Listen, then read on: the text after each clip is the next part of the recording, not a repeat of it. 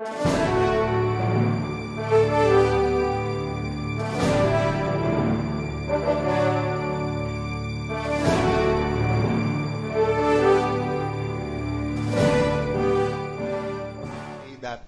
when it is a covered transaction, they cannot look into it yet until there is a predicate crime, until there is probable cause, and until AMLAC is unanimous, the three officials, into investigating. And in the past, they have interpreted giving information as an investigation report rather than just data. I think, ma'am, that is the uneasiness in the balance between giving you all the powers to go after graft and corrupt, after grafters and after corrupt public officials.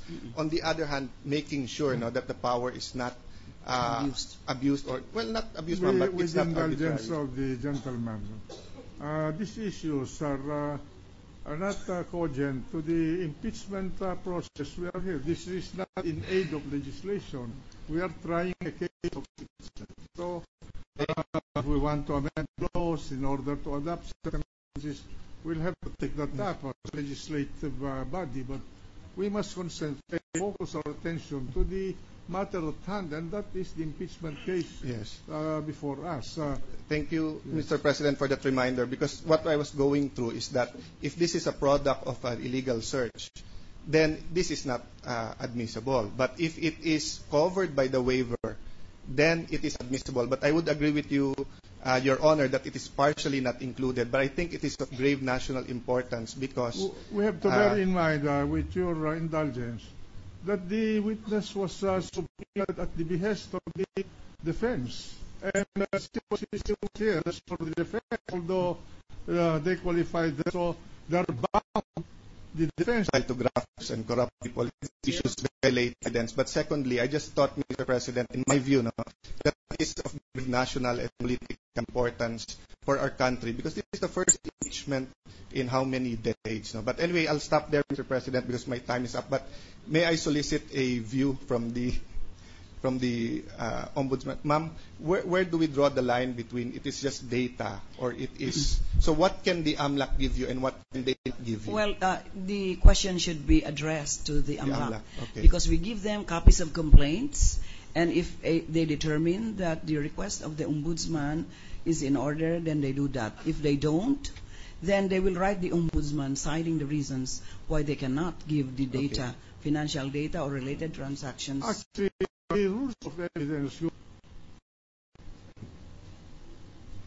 Thank you, Mr. President. I agree, and thank you for the opportunity to just come up with all of this, to elaborate on all of these issues. But since we'll be taking up the amendments to the AMLAC law anyway, I'll address my questions. Thank you, Madam. Thank you, too. Mr. President.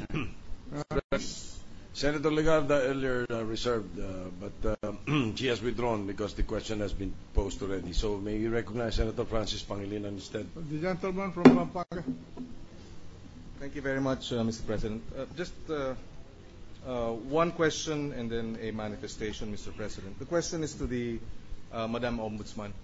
Just very quickly, without this waiver signed by the Chief Justice, would you have been able to request for these transactions, these reports from the AMLAC? I would have, Your Honor, just the same.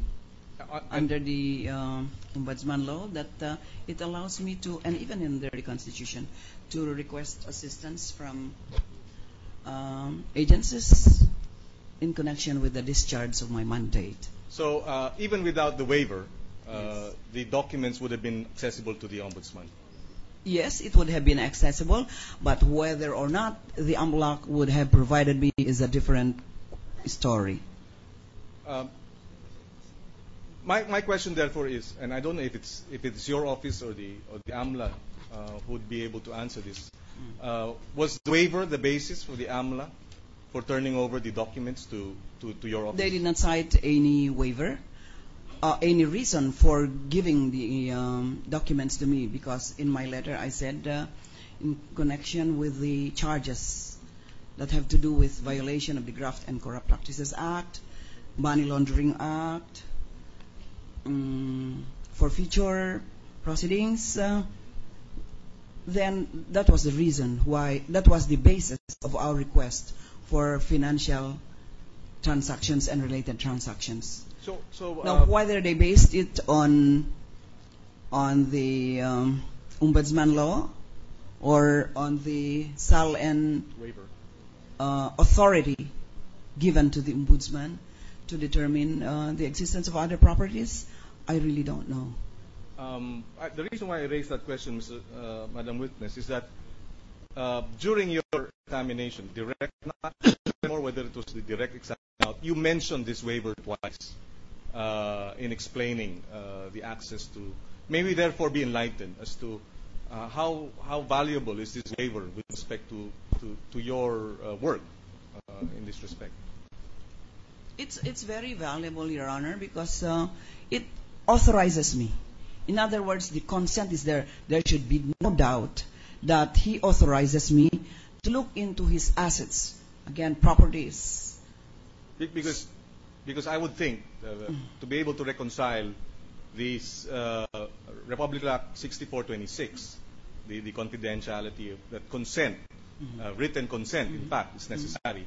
And I'd like to think that this would suffice as written consent, but not to the banks, because this is, of course, government agencies in that respect. I'd like to correct that. The other, Mr. President, is thank you, Madam Witness. The other, Mr. President, is just manifestation. In pursuing the earlier point raised by Senator Gingona, there is another item that we noticed here, and therefore we will discuss. We hope to be able to discuss this during the caucus. But just for the record, there is an account of account number 11505, and the amount on 2003, October 2003, there was a deposit of 12 million. Again, this is a Philam bond fund. And then there was a BYMF in 2004, 521,000 pesos. And then another BYSLMF, I believe this is the same, 11,505 on 2005, January, February, March, April, 10 million. So this is another account that is not a deposit, and therefore, perhaps during the caucus on Monday, we may discuss the subpoenas requested by Senator Gingona. Yeah. Okay. Floor leader. Yes, may we recognize Senator Greg Onasan. Madam Ombudsman, good afternoon po. Good afternoon. I'm not the one to educate you about the Philippine Constitution. Let me share with you just the same thing. Article 3, or the Bill of Rights, Section 1 of the Constitution states that no person shall, without due process of law, nor shall any person be denied the equal protection of the law. Although this is a political process, my interpretation, my understanding is that the law should be applied equally to all those who are similarly situated. And as a Senator Judge, I would like to have the peace of mind that the Chief Justice is not being singled out here. So let me ask my very brief questions. If you know, Madam Ombudsman, ma'am, no? How many cases are now pending with the Ombudsman? Cases against officials and... Opo. If that is available. We have the statistics. Let me just look at my records. Yes, ma'am.